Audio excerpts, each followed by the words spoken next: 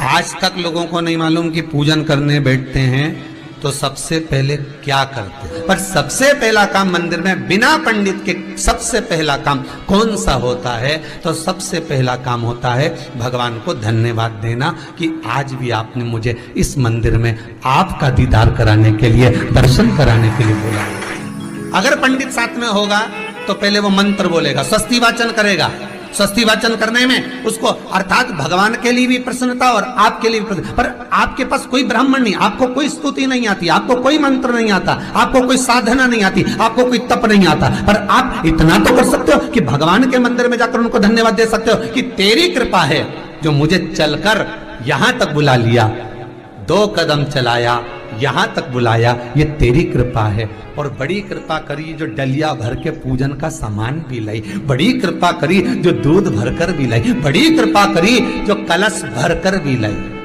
कितने लोगों का फायदा है कलश भरकर मंदिर ले जाने में? देखिए जरा कितने लोगों का फायदा।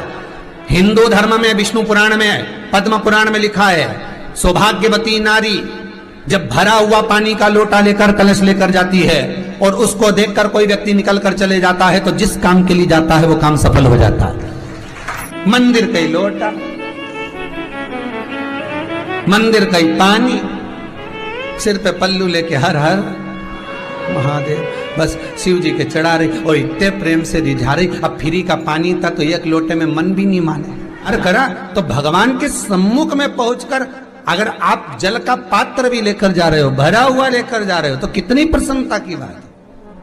हिंदू धर्म की रीति है, जिस पात्र को हम जल चढ़ाने लेकर जाते हैं उस पात्र में भगवान के चरणों का जल लाते हैं, खाली पात्र नहीं लाते। क्या लाते हैं? भगवान के चरणों का जल।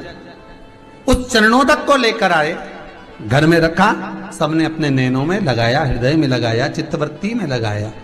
खाली पात्र हम लेकर वापस नहीं आ रहे हैं। शिव मंदिर में जब जब जाओ, जल चढ़ाने के लिए जाओ, पात्र तुमने शंकर जी को पूरा पानी चढ़ा भी दिया तो शंकर के चरणारविंद का थोड़ा सा जल पात्र में डाल के भले 2 बूंद लाओ, 4 बूंद लाओ, इतना सा लाओ, पर लाओ और उसको पूरे परिवार के नेत्रों में जब लेकर आए हो चरणों तक तो लगाओ। पर खाली पात्र नहीं लेकर आना। खाली पात्र लाने में ध्यान दीजिए, जब आप पूरा जल समर्पित कर देते हैं, जल समर्पित भी पूरा करना है, भगवान को चढ़ा रहे हो तो पूरा समर्पण होना चाहिए, पूर्ण समर्पण। इसलिए शंकर भगवान को अधूरा समर्पण नहीं, इसलिए श्रीफल भी पूर्ण चढ़ता है। शंकर जी के मंदिर में श्रीफल नहीं फूटता, पूर्ण श्रीफल। बेलपत्री भी पूरी, चावल का दाना भी चढ़ेगा तो आखा, फल भी चढ़ेगा तो आखा, फूल भी चढ़ेगा तो आखा। भगवान को कोई चीज खंडित नहीं चढ़ती, शिव जी को जल भी चढ़ेगा तो पूर्ण। जिस जल को चढ़ाने के लिए लेकर गए उसको बचा कर नहीं लाना है शिव मंदिर में से, संपूर्ण भाग। क्योंकि भगवान के चरण की रज जब हमारे घर में प्रवेश करेगी तो हमारा आत्म कल्याण तो स्वतः ही हो जाएगा। शिव करुणा कर ही देंगे। पर कई लोगों की आदत रहती है, और आपने भी गलती करी होगी, गए होगे, चढ़ा कर भी आए होगे, पूरा पानी भी उंडेल कर आए होगे, चढ़ा भी दिया, छोड़ भी आए, पर लेकर नहीं आए होगे। कई लोग गलती कर जाते हैं और फिर बाद में कहते हैं हम तो इतने साल से पूजन कर रहे हैं, भगवान हमारी सुन ही नहीं रिया। तो भगवान के मैं तो तैयार बैठा, पर तू नवा के चली जाए, लेके तो कहीं जाए। तो भगवान थोड़ी ना कहेगा कि तू मेरे पास में आए तो मेरे चरण की रज लेकर जा। भगवान थोड़ी ना कहेगा कि मेरे पास में आकर तू ये लेकर जा।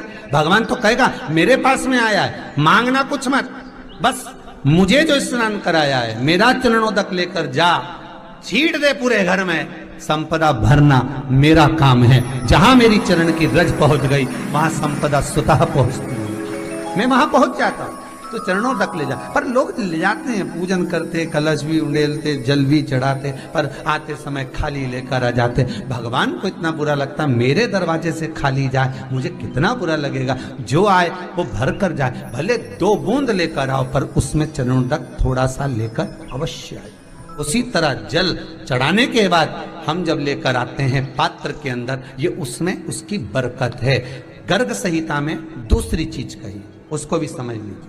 गर्ग संहिता में कहा गया, जब आप घर से जल लेकर जाते हो भरकर, तो ये सृष्टि की जितनी नदियां हैं, पृथ्वी पर जितनी नदियां विद्यमान हैं, जितने तालाब, जितने सरोवर, जितने कुंड, जितने विराजमान हैं, उन सारे तीर्थों का जल जब आप घर से लेकर निकलते हो तो वो तीर्थ का संपूर्ण जल आपके कलश में आ जाता है। और जब आप उस जल को शिव पर समर्पित कर देती हो और 2 बूंद चरणादक लेकर जब जाती हो तो शिव महापुराण गर्ग संहिता पद्म पुराण कहती है वो जल साधारण नहीं रहता, वो गंगा जल बनकर तुम्हारे घर को पवित्र करने के लिए पहुंच जाता है। वो पवित्र गंगा जल बन जाता, उसको लेकर प्रवेश कर जाता। हम बार बार कहेंगे भगवान के मंदिर जब भी जाओ ना, चेहरे पर प्रसन्नता होना चाहिए। किसी से मिलने जाओ ना, चेहरे पर अगर प्रसन्नता नहीं और ऐसे ही पहुंच गए ना तो वो श्रेष्ठता नहीं मानी गई। तुम्हारी बहन के घर जाओ, सती मैया जलकर भस्म क्यों हुई? माता सती के भस्म होने का कारण क्या था? सती को पिता पर जितना क्रोध आया उससे ज्यादा क्रोध सती माता को अपनी बहनों पर आया कि मेरी इतनी बहन, ये 60 की 60 बहन मेरे सामने खड़ी रही और मैं आई तो प्रेम से मुस्कुराई तक नहीं। आप किसी के यहाँ जाओ और कोई के यहाँ पहुंचे और जाते से ही आप उस पहुंचे और कहा जी जी राधे राधे, जय श्री कृष्णा, हर हर महादेव, श्री शिवाय नमस्तुभ्यम, ओम नमः शिवाय आपने बोला और उसके चेहरे पर प्रसन्नता नहीं आया तो ऐसे घर में जाने से कोई फायदा है क्या? और आप किसी के यहाँ जा रहे हो तो आपके चेहरे पर भी प्रसन्नता होना चाहिए, सामने वाले को तो हो, आपके भी चेहरे पर भी। मंदिर में जब जब जाएं, गुरु के दरवाजे पर जब जब जाएं, परमात्मा के चरणारविंद में जब जब जाएं, माता पिता के चरणों में जब जाएं, घर के बुजुर्गों के पास जब जाएं तो तुम्हारे चेहरे पर प्रसन्नता होना चाहिए। भगवान को भी लगे दुख भले है इसको पर चेहरे पर प्रसन्नता है, इसको अब दुख नहीं देना क्योंकि इतना मुस्कुराकर ये मेरे मंदिर में आती है।